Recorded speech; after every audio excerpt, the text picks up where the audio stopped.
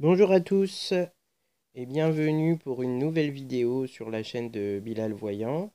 Tout d'abord, je vais vous souhaiter une bonne et heureuse année 2020 à tous, avec plein de bonnes choses, qu'elles soient couronnées de succès, de joie, de bonheur, d'amour, d'amitié, de rencontres aussi. Pour ma part, depuis que j'ai créé cette chaîne l'année dernière, voilà, j'ai rencontré des gens, que ce soit en consultation, que ce soit simplement pour échanger avec eux sur des messages ou sur Facebook ou par téléphone.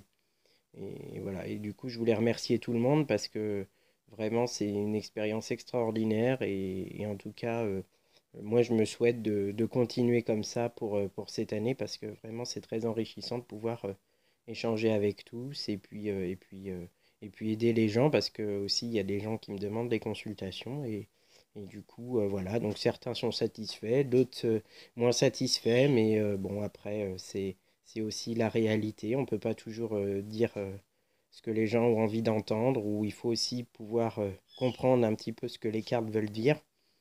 Voilà, même si moi j'essaye de donner l'explication la plus précise, après c'est libre à chacun aussi de pouvoir être à même de comprendre ou pas. Et de vouloir surtout le comprendre ou pas.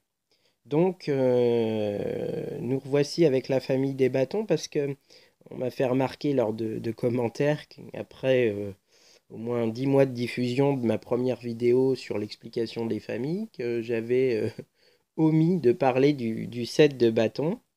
Effectivement, je m'en suis rendu compte, donc on va régler tout de suite ce problème-là.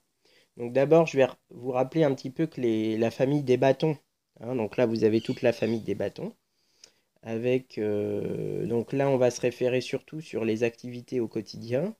Ça va révéler aussi le travail, ça va parler du travail, de la routine, ça va parler des projets qui sont en réalisation aussi, de la réalisation des projets. Et ça va être aussi, ça va parler de la faculté de création, c'est-à-dire de la création, de créer des projets. Hein. Là, on est vraiment sur un travail, que ce soit du travail réel, vraiment le professionnel, ou alors du travail personnel, un travail sur notre vie, voilà, sur nos projets de vie. Et donc, du coup, ça m'amène à vous présenter donc le set de bâtons. Donc, le voici, le petit dernier, le set de bâtons. Et donc, avec le set de bâtons, on va être là sur un triomphe, donc une réalisation de vos entreprises, c'est-à-dire que ce que vous allez entreprendre professionnellement va se réaliser. Et en tout cas, votre projet va se réaliser. Et ça peut être aussi l'annonce d'un rendez-vous important, quelque chose qui va arriver, qui va être plutôt positif au niveau professionnel en tout cas. Donc voilà, alors avec ça, je le glisse ici entre le 6 et le 10. Donc vous pouvez remarquer que là, vous avez toute la famille des bâtons. Alors, moi, je tenais à vous dire que dans mon jeu, je n'ai pas de 8 et de 9. Mais il peut y avoir une signification pour le 8 et le 9 de bâton. Voilà. S'il y a des personnes qui ont un jeu avec un 8 et un 9, eh bien, si vous souhaitez savoir la signification, vous m'appelez. J'ai vu des jeux avec les 8 et 9, et du coup, il y a des significations pour ces deux cartes aussi. Voilà. En tout cas, pour ma part, mon jeu est suffisamment complet comme ça. J'ai toujours utilisé ce jeu sans le 8 et le 9. Mais que ce soit de bâton, d'épée, voilà. Hein, il n'y a pas de. Il n'y a pas de. Moi, j'ai jamais eu de 8 et de 9, que ce soit en épée, en bâton, en coupe ou en denier. Hein. Voilà, mais il y a des significations pour ces cartes-là. Donc en tout cas, eh bien, je vous souhaite une bonne encore et heureuse année 2020. Continuez à venir sur ma chaîne, mettre des commentaires, j'y répondrai avec plaisir. Voilà, du moment que ce soit toujours constructif et qu'on puisse avancer ensemble. Je vais me permettre quand même de revenir sur quelques commentaires que j'ai pu voir sur la signification des cartes. Alors, il est vrai que moi, je vous propose ma signification des cartes, celle que j'utilise tout le temps, celle qui marche pour moi. Après, les cartes, c'est propre à chacun. Parfois, c'est une histoire de transmission.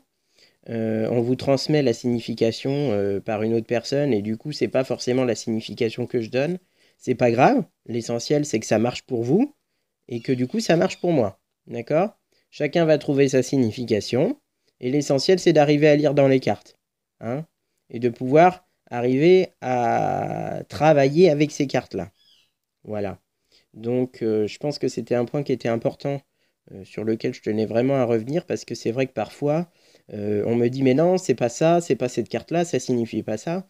Ben oui, mais ça signifie pas ça pour toi, mais pour moi, ça signifie ça. Et que dans mon jeu, quand je le sors, ça a une signification, et ça peut avoir cette signification-là. Mais chaque carte peut avoir autant de signification qu'on le veut, même si on sait vers quoi elles vont, quelles sont les familles, de quoi elles vont parler, mais vous allez lire votre jeu d'une façon à prendre de la hauteur et de bien comprendre la signification de chaque carte et quels liens elles vont avoir entre elles. D'accord? Donc c'est pour ça que c'est important parce que du coup, il faut bien avoir cette notion-là quand on fait les cartes. Voilà, eh bien je vous laisse et puis je vous souhaite encore une nouvelle fois une bonne et heureuse année. Et puis à la prochaine pour une nouvelle vidéo.